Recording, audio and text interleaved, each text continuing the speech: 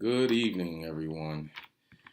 So, what I'm going to talk about today, and don't mind me, I'm going to freestyle it a little bit.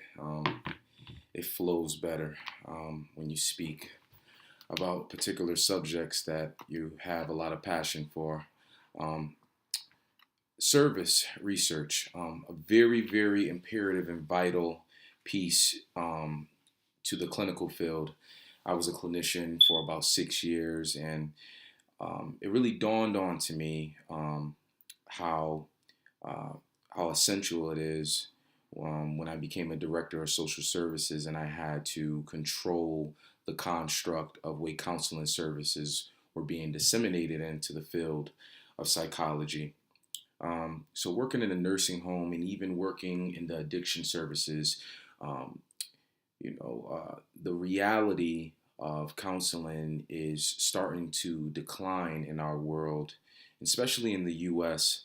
And I can speak formally about the quality as technology starts to upsurge within our world. We have particular gaming systems that people believe provide better services rather than a human subject disseminating particular methods to help palliate behaviors within an individual. But as far as my experience as a director of social services, I can say that there's a lot of stagnation um, within a lot of services in healthcare and a lot of counseling services, whether it's adolescents or adults.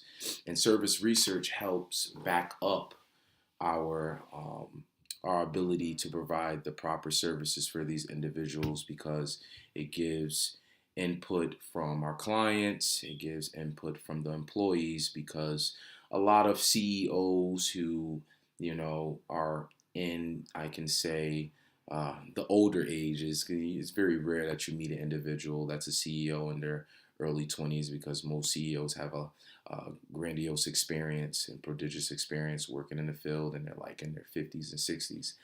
But what they don't understand is that the past isn't the same as the future, of course, right? Not to sound too cliche, but people are changing. People are changing. Behaviors are changing. Violence has changed.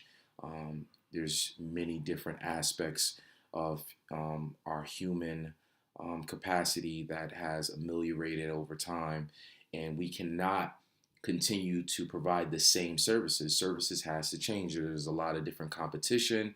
There's a lot of different state and federal services that are providing the same identical services, and people within our hierarchy within our country are trying to find ways to save money. And when they find ways to save money through different mechanisms that they can provide through the state, they will feel like the nonprofit sectors aren't very important. So service research helps us with our funding. Grants are very important to allow nonprofit organizations to continue. But as far as the drawback, there's a lot of CEOs who don't understand how important it is to change um, our services within a company. For example, as a director of social services, when I arrived and I just turned 30 years old, I was 29 at the time, and everything was so mundane. It was very conservative. You have a lot of clients that felt like the service and services for recreation was too monotonous, it was too tedious, and the enthusiasm wasn't there from a lot of our recreational coordinators and our social workers who were at an older age, who felt like the services that they provided, during the 70s and 80s, can have continuity because of their robust experience. And that's not a problem. Services can, for particular individuals, can help. But we have the younger generation who are suffering from HIV and AIDS, and the younger generation, addiction is becoming younger and younger. So a lot of these individuals, when they are being counseled by particular clinicians, they don't feel like the services are helpful. So they leave. They either become more attracted to other areas that can augment their addiction in a severe way. So the austerity here is that service research is not being accepted by a lot of different organizations. And I really think it's important. And it's amazing because before I enrolled in this class, I never knew that this thing called service research was an actual modality. It was something that was a part of me that I implemented within the clinical field. And I really didn't feel like there was something out there that was structured enough that I can be able to provide to the CEOs when we have a sit down or a board meeting to help structure services properly. And when it comes to service research, there's three aspects that I believe that are essential: understanding people, identifying mental health concerns, and development treatments that work. Because, like I said, um, heroin is not the same.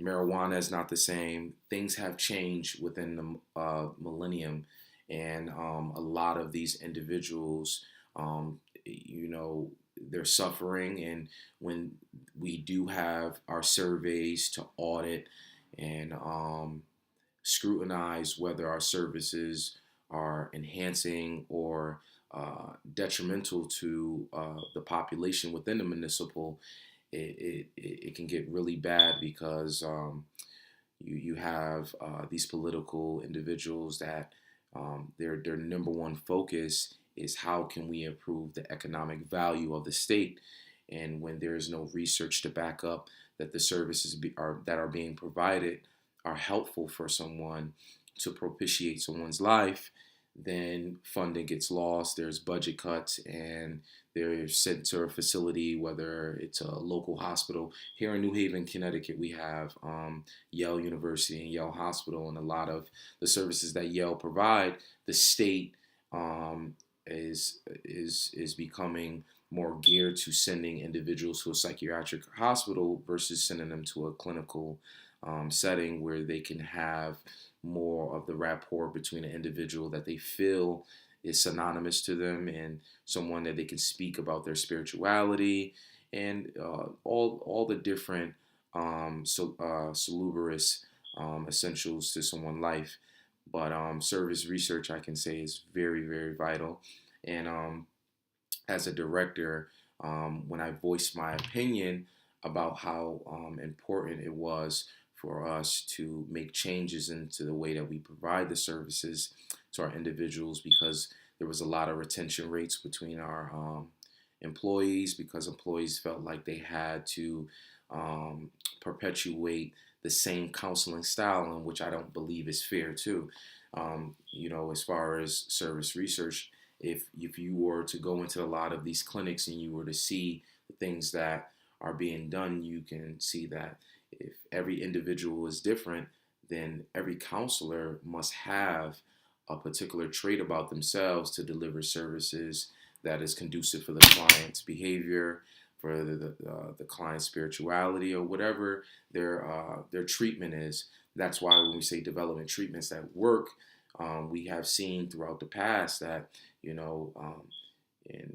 when statistics start to increase to show that counseling someone in this particular way is not working because the addiction is increasing, suicide is increasing. What do we do?